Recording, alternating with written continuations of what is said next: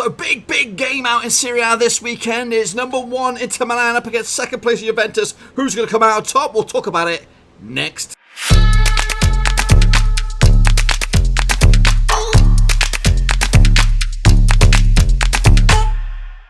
That's right, folks, back once again with another prediction video. This time we take a look at matchday number 7 out in Italia, boys and girls. And we'll get to that in just 1 second. If you're new to the channel, smash your subscribe button and keep you bang up to date with all things Serie A related, Blackburn Rovers related, world football. We're all here under Warowski, boys and girls. That's right.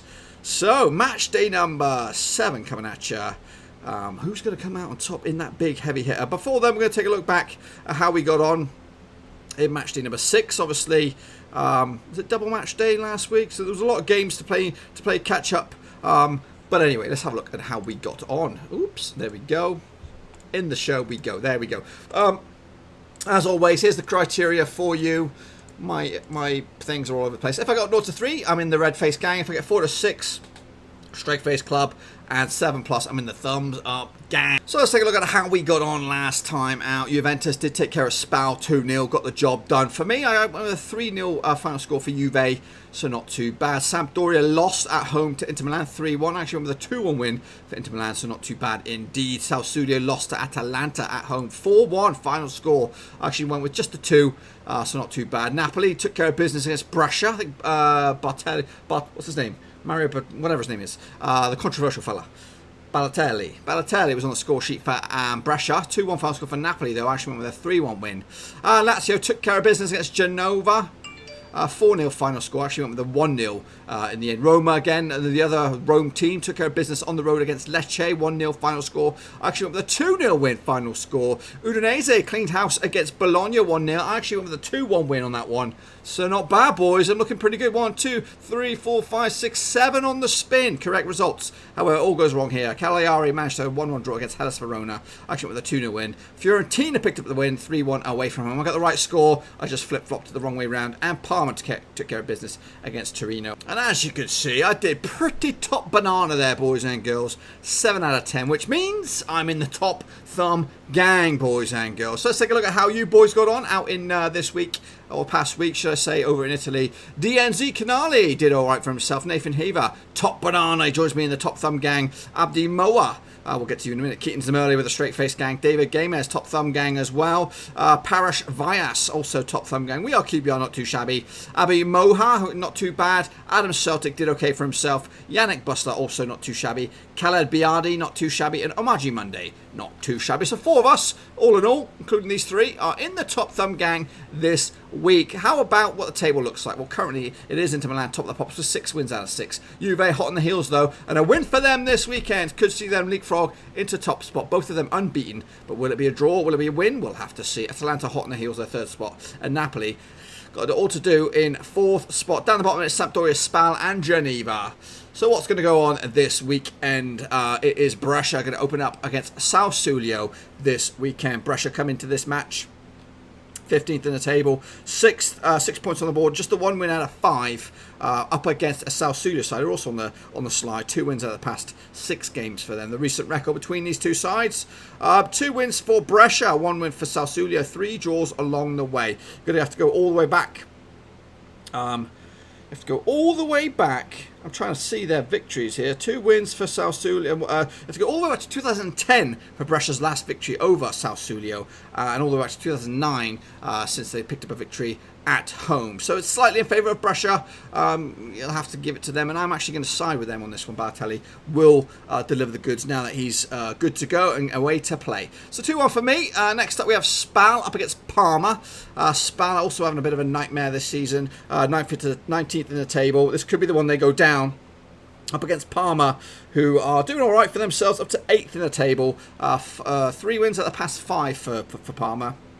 SPAL, just the 1 win out of the past 6. Well, and that's all season, if I'm going to be a bit more official. The recent record between these two sides, they've only played each other twice, and that was last season, and SPAL won them both, so that's good fortune. So they got the mental block on Parma on this one. So for me, I'm actually going to go with a 0-0 draw. I don't think SPAL will have enough to get the victory, but they'll go, at least I think SPAL will be unbeaten. Let's put it that way. I think they'll win it or draw. I don't think Parma will win. Next up, we have Hellas Verona up against Sampdoria. Now, they've played each other a fair bunch of times over the years. If you go back the last 6 encounters, so 3 wins for the visitors, Sampdoria, just the 1 win for Hellas Verona. That victory for Verona is 2017 when Sampdoria hosted them as well. So if you want to take a look at the last 6 games between these two sides, with Verona hosting them, you've got to go all the way back to 2013 for Verona's victory. Sampdoria 3 unbeaten for them, so looking doable at the moment for them. The table suggests a very, very tight game as well. Sampdoria struggling, 20th at the table, 1 win so far. Hellas Verona, okay start to the season for them. They've only lost 2 at the first 6 games of the season, so they're looking comfortable as it stands. So for me, I'm actually going to go with a cheeky 2-1 win for Hellas Verona to take the win and continue Sampdoria's woes. Next up, we have Genoa up against AC Milan. Now, AC Milan look like dog shit right now. 3 defeats on the spin after a positive start to the season. Genoa, on the flip side, in 18th spots. So these are very, very fine margins, just the 1 point between the two sides in the table. The recent record between these two sides, well, it looks heavily in favour of AC Milan. 4 out of the past 6 games, AC Milan are victorious. That's in all grounds and all venues and all competitions and all that kind of good stuff. You've got to go all the way back to 2016 for Genoa's last victory between these two sides. And if you take a look at the record over in Genoa or Geneva or whatever it is, it's 3 wins apiece in the past 6 games, going all the way back to 2014. So AC Milan in with a good chance despite their recent woes, and I'm going to go with it as well. 1-0 win for AC Milan at home. Be sure to get your predictions in the comment section down below so we can take a look at your picks next time we come back around after the international break. Fiorentina up against Udinese this weekend. Fiorentina winning, well, they're unbeaten in the past 4 games, so they're on a bit of a surge up the table. They were down the bottom with Sampdoria early doors. Udinese on the flip side also coming to this picking up a win and a draw in the last 2 games, so it's not bad. These two teams very form is with them. The recent record between these two sides over the last 6 games: 4 victories for Fiorentina, 0 for Udinese. There's been a couple of draws along the way. So when you take a look at the home form as well, the last 6 games over in Fiorentina between these two sides is 6 wins on the spin for the hosts. So it's a long, long time since they've managed to pick up a result with Udinese. And I'm going to go with that form to continue. 2-1 win for Fiorentina to snatch it. And that potentially could send Fiorentina as high as 5th. And a win on the other side, if Udinese would manage to get the result, they could get 10 points. It could go as high as 6th. So it's a valuable result, this one, whatever way it goes, as we enter into the international break. These games are now into the Sunday fixtures. This first cluster were Friday and Saturday. Next up, we have Atalanta up against Lecce. Atalanta look good right now. They're very, very good. Just the 1 defeat all season. That was the second game of the campaign. Up against the Lecce side. And again, they're a recently promoted side from Serie B with 2 wins so far this season. Not too shabby. And a win for them this weekend. Could see them go as high as 8th. As for Atalanta, they could go as high as 2nd if they get the right goal difference. Up against a Lecce side, recent record is pretty surprisingly even. 1 win for Atalanta, 1 win for Lecce, 4 draws along the way. The last 6 games, though, over in Atalanta, or the last 5, should I say. No wins for Lecce. It's 3 draws and 2 wins for Atalanta. So, but those wins for Atalanta go all the way back to 2002 was the last time they had a victory. So we're 17 years in since a victory for Atalanta. But they're a completely different beast these days. Next up, we have Bologna up against Lazio. Now, these two teams contrasting fortunes as well, or maybe not. Bologna sit right in the middle of the table. 2 wins, 2 draws, and 2 defeats at the first 6 games of the season. They actually haven't won a game, though, in 4. So it's been a while. Lazio, on the flip side, have won 3 at the past 6 games, and they sit 6th in the table at the moment. Now, the recent record between these two sides is heavily in favour of Lazio. They've picked up 3 wins at the past 6. Bologna haven't beaten them in a while. What have we got? If you look at the recent record at home, when Bologna have hosted them, still, you go all the way back to 2012, there's no victories for Bologna, so it's very, very in favour of Lazio on this one. And it's probably going to be, with my prediction as well, going to go with the away team, 2-0, comfortable win for the visitors. Next up, the other Roma team. Roma are up against Cagliari this week, and Cagliari come into this table in 7th spot for them. They're hanging on in there, just outside the Europa League spots. Just 1 point behind Roma at the moment. Roma, flip side, they've just lost once this season.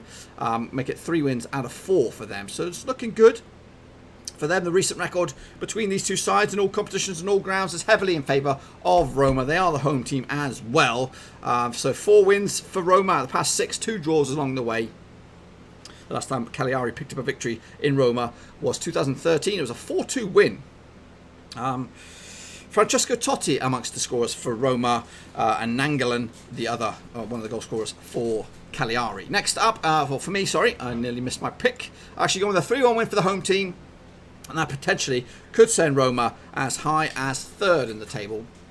Now, Cagliari have the also potential to go third should they beat Roma and put up a few goals as well. It's the penultimate fixture of matchday number 7. It is Torino up against Napoli.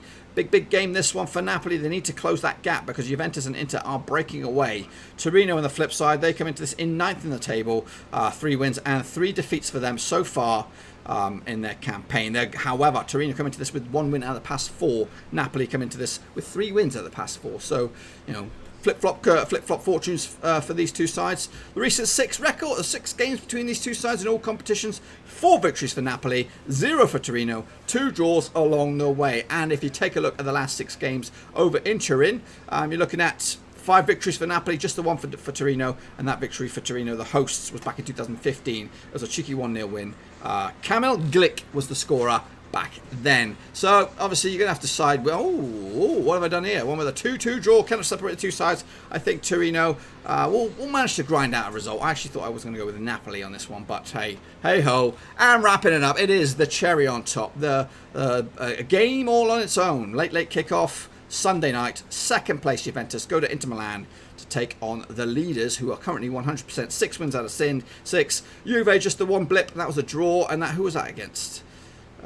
It was against Fiorentina. So these two boys duking it out. The last 6 games between the two sides is heavily in favour of the visitors.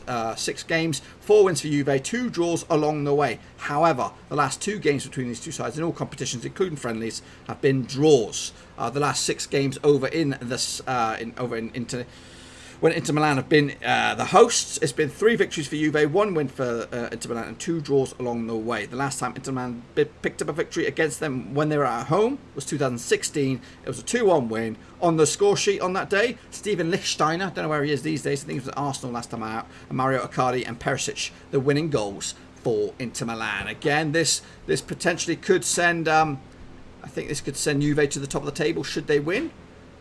But if not, it could open up a nice little cushion. What we look at 21 points, 5-point cushion over Juventus if Inter Milan were to take them the victory. For me, I'm going to go with the hosts, the current leaders. Surprise, surprise, 2-1 win for Inter Milan, and that will make them 7 out of 7 this season. Now, again, these are my predictions. Make sure you get your own ones in the comment section down below. And if, let's just say if, the luck is on my side and all these come on through, this is what the table will look like come match day number 8, or when we come around for the predictions. Inter Milan will be top of the pops with 21 points. Atalanta will be in second over Juve on goal difference, 16 points apiece. And Roma will occupy the 4th spot in the playoffs, in the Champions League spots as it stands. Down the bottom, Sampdoria, SPAL and Genoa are going down to Serie B as it stands, boys and girls. And again, these are my predictions. Make sure you get your own in nice and early so we can take a little look at them. Meanwhile, just to let you know about, obviously after this weekend is international break, so we're going to take a little bit of a backseat role domestically. We'll do some international football and take a look at that. But just to let you know, usually on a normal given week, Mondays we'll have championship predictions live on the channel, and then we have on Tuesday Premier League predictions live on the channel as well, and Thursdays every other week we try and do some Champions League predictions live on the channel. So just to let you know, and also let you know that I'll be doing some live Blackburn Rovers watch-alongs. By this time this one comes on, you would have missed it, but we would have done one on Tuesday.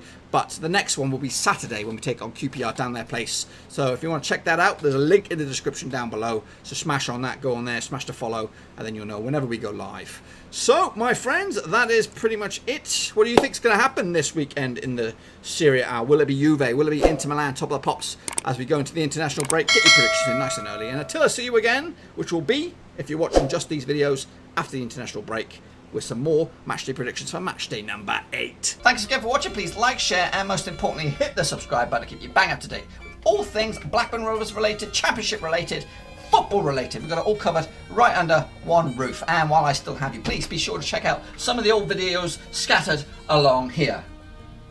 I hope.